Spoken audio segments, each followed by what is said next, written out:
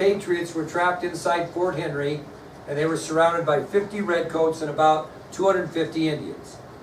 Now these patriots held off these guys for almost 2 days, but they were running short on what that was going to make it impossible to win? Ammo. Ammo, not ammo, but the part that shoots the ammo, gunpowder.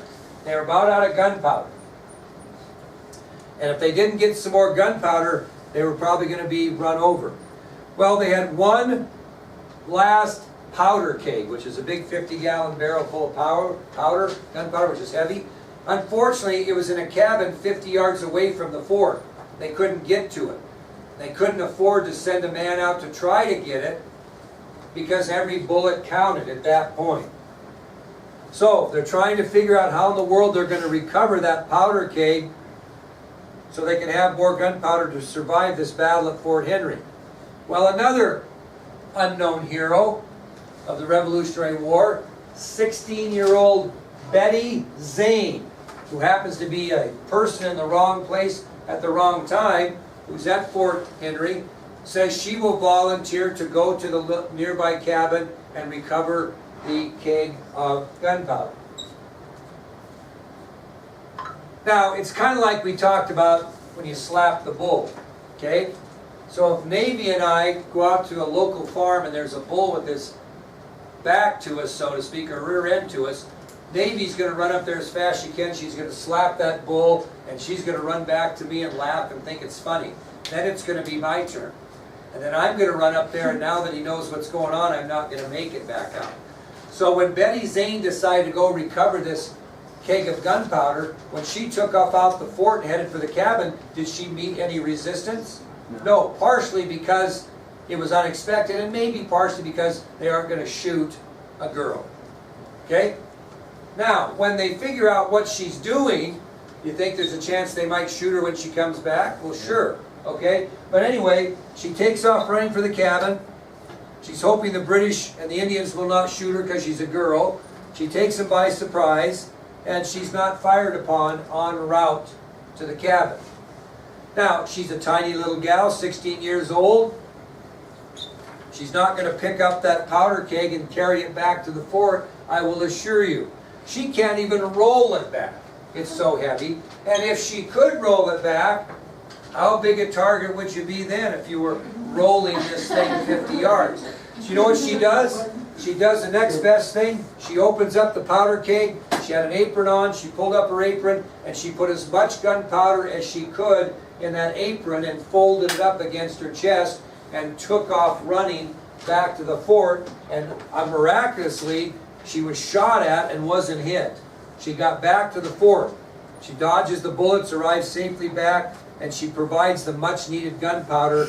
And they don't win the battle, but they at least hold off the siege for another day. The Redcoats and Indians lose interest, and they leave. But if it isn't for Betty Zane going and getting the extra gunpowder, who knows if she lives, and who knows what happens at Fort Henry. So because of the heroic efforts of Betty Zane, the Patriots prevail and actually claim victory in the last battle of the American Revolution. Now, that'll take us to our last subtopic. You girls that are swimming, this is not very long, so get up when you go, when you feel comfortable. Go ahead. And that's the Peace Treaty of 1783. You've always got to have a peace treaty at the end of a war. And this is the peace treaty between Britain and the new United States of America after the Revolutionary War, the Peace Treaty of 1783. Now, it was kind of interesting because even though the Revolutionary War lasted for almost a year after Yorktown, negotiations to end the war began right after the surrender of Cornwallis to Washington. In other words, they didn't decide in 10 minutes what the deal was. They actually started negotiating the surrender terms after the Battle of Yorktown. And finally, on September 3rd of 1783, the Treaty of Paris was completed. The final treaty, which was known as the Treaty of Paris, was completed on September 3rd, 1783. Now, anybody want to guess who the 4 commissioners were that were assigned to negotiate for the United States?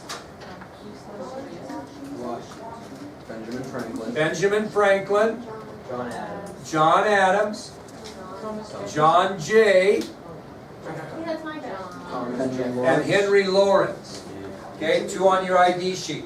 So the 4 commissioners who were assigned the duty of negotiations for the United States were Benjamin Franklin, John Adams, John Jay, who will come back into history, we'll talk a lot about him. What's that? J. There or John Jay, J-A-Y, and Henry Lawrence. They're on your ID sheet, John Jay and Henry Lawrence. They will negotiate for the United States not against, but with the British in the Peace Treaty of 1783. Now these 4 men did an exceptional job. And I'm going to tell you the 3 things that Americans gained by the Treaty of Paris. Here's the things that the Americans gained. What did they gain right off the bat, for sure? Independence. Yeah, independence. Independence. So the 13 colonies are independent, totally from Great Britain. Another thing they earned, and this was important, from Great Britain, they earned all the land between the Appalachian Mountains to the Mississippi River, from Canada to the Gulf of Mexico. So this whole area right here now is going to become part of the United States of America. All the land between the Appalachian Mountains and the Mississippi River, from Canada to Florida, basically. Canada to Florida. I shouldn't say Canada, it'd be better if I said from the Great Lakes, but it's still the same thing. From the Great Lakes, clear down to Florida. So we increased our size, almost doubled our size as a result of that negotiation with Great Britain. Now, there were 2 areas that we wanted to be able to fish off of that were not our land. It was British controlled land. So the 3rd thing we gained was the right to fish off the coast of Newfoundland and in the Gulf of the St. Lawrence River. So the 2 other things we gained by the peace treaty was the ability to fish in the Gulf of St. Lawrence and off the coast of Newfoundland. That's Newfoundland, if you want to spell it. Okay, and that area is actually, if you look up here, here's the Gulf of the St. Lawrence right here, and Newfoundland would be like over here. Okay, The Gulf of what? the Gulf of the St. Lawrence River right here. We were allowed to fish this, which was not our territory, and Newfoundland, which would be over here. Okay, those are areas that we want. Now, for you swimmers, what we're going to do is we're going to review Monday. We're going to have a test Tuesday, Wednesday, and Thursday. We're going to watch videos. We're going to watch a video on everything we talked about on the American Revolution Part 2, and then we're going to give you a video on 10 things you didn't know about the American Revolution to see if you do know. This was a thing was on TV. 10 things most Americans don't know about the American Revolution. We'll see if you know them. But I'm not. Okay? Any questions? That's right. Good luck, girls. Review on Monday. Kill them all. Almost okay if you win.